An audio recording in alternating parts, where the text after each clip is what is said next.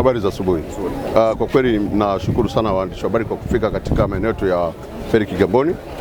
Mimi kama mwakilishi wa wananchi mbunge nimefika hapa mapema kabisa baada ya kupata taarifa kwamba hali ya kivuko sio nzuri. Hali hii ilianza kutoka jana ambapo usiku kivuko kilikuwa kinashindwa kushusha abiria. Lakini tunamshukuru Mwenyezi Mungu, abiria waliweza kushuka wote na hakuna abiria yote alikuwa ameshazurika, na baadaye kile kivuko muda majira saa 9 usiku kilifanikiwa kuondoka kwenye sehemu ya dock na kurudi kule Kigamboni ya posta. Lakini niseme nimekuja hapa kuangalia utaratibu mzima namna gani hawa wananchi wanapata nafasi ya kuweza kuvuka kwenda kutafuta maisha yao ya kila siku, sababu wananchi wa Kigamboni tunajua asilimia kubwa wanatafuta maisha ya kila siku ng'ambo ya pili. Sasa kwa utaratibu ambao nimekuta hapa, nimekuta Azam na amesimamisha. Nimeona hali ya upepo ni kubwa kulingana na utabiri wa mamlaka hali ya hewa ambapo walipokuwa wamezungumza, na ni kweli nikajua kwamba ni watu ambao wamechukua hatua za kiusalama kusimamisha ili kuona hali ya hewa inakwendaje. Lakini tumejaribu kushauriana hapa kwamba tuangalie uwezekano wa kusafirisha abiria kidogo kidogo kulingana na mazingira jinsi yalivyo, wakati tunasubiria MV Kazi ambao wanaifanyia kazi dakika si chache, nafikiri itarudi kwa ajili ya kuchukua abiria.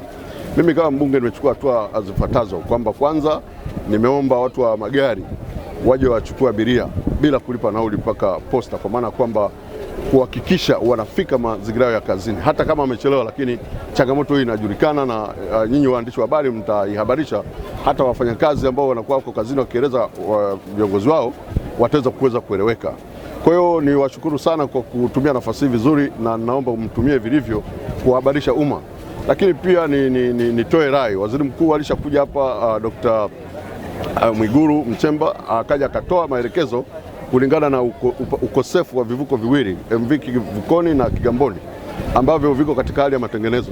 Mimi mwenyewe nilishapita katika moja ya mdau ambaye anatengeneza vivuko vyetu Songoro Marine, nikaona kile MV Kigamboni iko kwenye matengenezo, na nikajaribu kuuliza kwamba yale matengenezo yanachukua muda gani. Walichoniambia nikaona kina make sense, kwa sababu walisema vile vifaa ni vifaa ambavyo vinatolewa order. Ukishatoa order ndio vinaanza kutengenezwa. Sasa vinatengenezwa German.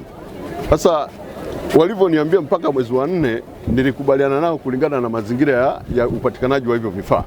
Lakini pia nikaiomba serikali ambayo chini ya Dr. Samia Suluhu Hassan, mama yetu rais, ambayo ni msikivu, kwamba watusaidie kile kivuko kilichokuwepo Mombasa kilipiwe ili kiweze kurudi kuweza kutoa huduma za wananchi wa Kigamboni, kwa sababu kile kikija nafikiri kitakuwa kimetatua changamoto kubwa sana ya upatikanaji wa usafiri kwa wananchi wa Kigamboni. Kwa hiyo ziko hatua ambazo zimechukuliwa, na hata sasa hivi hapa nilikuwa naongea na katibu mkuu wa Wizara ya Ujenzi, ananiambia nao kuna hatua fulani ambazo zimeshasogea kwa maana kuhakikisha kwamba kile kivuko kinafika mazingira haya ya Kigamboni kwa ajili ya kufanya kazi. Kwa hiyo niseme tu nawashukuru tu wananchi wa Kigamboni, waendelee kuwa watulivu kama ambavyo niliomba mara ya kwanza. Hii ni kitu ambacho tunakishughulikia. Hii changamoto isiwe ni changamoto ambayo inajirudia mara kwa mara, kwa sababu tunajua kabisa kwamba watu wa Kigamboni maisha yao ni kivuko. Lakini mimi naamini kwamba serikali sikivu, changamoto ikizidi, tutaangalia uwezekano wa kutibu kabisa hii changamoto.